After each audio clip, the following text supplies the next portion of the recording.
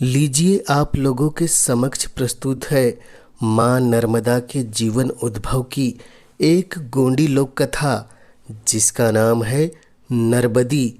तो लीजिए प्रारंभ है कथा। बात बहुत पुरानी है।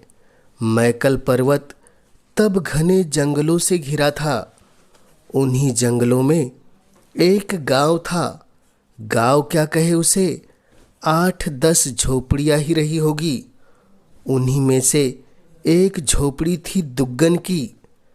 दुग्गन अपनी प्यारी बेटी नर्बदी के साथ रहता था। नर्बदी अभी 12 वर्ष की थी। उसकी माँ उसे जन्म देकर स्वर्ग सिधार गई थी। दुग्गन ने ही उसे माँ की तरह पाला पोसा था। नर्बदी अपने पिता को छोड़कर एक पल भी नहीं रह सकती थी। दुग्गन कभी कंदमूल या दूसरे जंगली फल फूल जुटाने जंगल जाता तो नर्मदी भी उसके साथ चली जाती। बरसात आने वाली थी। झोपड़ी की मरम्मत के लिए बांस चाहिए थे। दुग्गन सुबह सुबह पहाड़ की दिशा में चल पड़ा। नर्बदी हमेशा की तरह उसके साथ थी। मोटे बांस की तलाश में वे दोनों पहाड़ पर चढ़ते चले गए। ऊपर और ऊपर धूप तीखी हो चली थी। घर से लाया पानी भी समाप्त हो चुका था। मैकल के शिखर पर मोटे बांसों का एक झुरमुट दिखाई दिया। दुग्गन के चेहरे पर खुशी चमक उठी। वह उल्लास से भरकर बोला, नर्बदी, वो रहे बांस। नर्बदी ने मुस्कुराने की कोशिश की।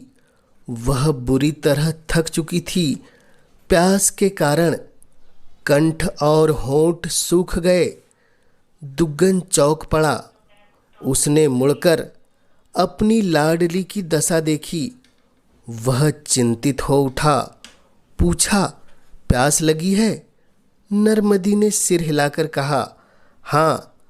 दुग्गन ने उसे झुरमुट के नीचे छांव में बिठा दिया और कहा, तू यहीं बैठी रह, मैं पानी लेकर अभी आता हूँ। और दुग्गन खाली तुंबा लेकर पानी की खोज में।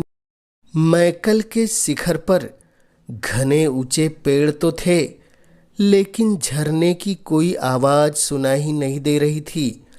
दुग्गन भटकता रहा। उसका भी प्यास के मारे बुरा हाल था।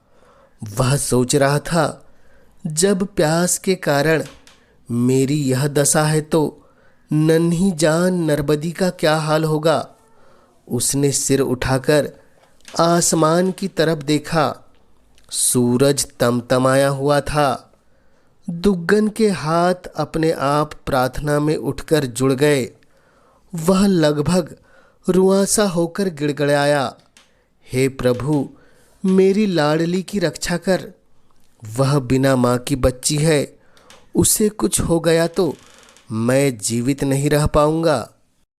नर्मदी अपना दुख भूल चुकी थी।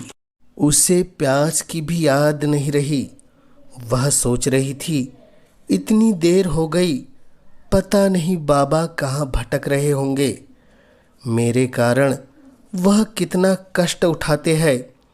उसकी आंखों के सामने पिता का परेशान चेहरा घूम गया। नर्मदी की आंखों से आंसुओं की धाराएं बह चली। वह मन ही मन बड़े देव को मनाने लगी, हे बड़े देव, मेरे बाबा को बचा लेना। उनका प्यास के मारे बुरा हाल है।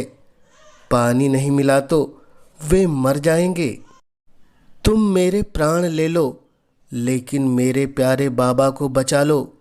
और नर्बदी वहाँ नहीं थी। दुग्गन लस्त पस्त हाँफता हुआ झुरमुट के पास पहुंचा। नर्बदी को वहाँ न पाकर वह चिंतित हो उठा। नर्बदी, नर्बदी, वह जोर जोर से पुकार उठा। नर्बदी का उत्तर नहीं आया। पर्वत से टकराकर दुग्गन की ही आवाज देर तक गूंजती रही, नर्बदी नर्बदी। जब प्रतिध्वनि शांत हुई तो दुग्गन ने ध्यान से सुना। झुरमुट के बीच से कलकल का संगीत सुनाई पड़ रहा था। दुग्गन रोते हुए और जोर जोर से पुकार उठा, नर्बदी तुम कहाँ हो? देखो पानी मिल गया है, आओ अपनी प्यास बुझा लो।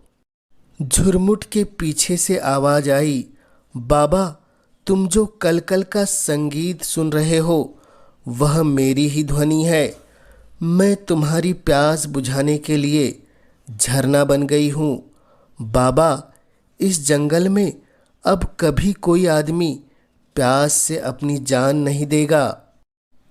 दुग्गन की आंखों से भी जलधाराएं फूट चली थी। वह सिर्फ रो रहा था और बांसों के झुरमुट से नर्बदी बह रही थी, कल कल कल कल। वह तब से अमरकंटक से बह रही है समुद्र तक, नर्मदा के रूप में जीवन रेखा बनकर, नर्मदा के रूप में जीवन रेखा बनकर।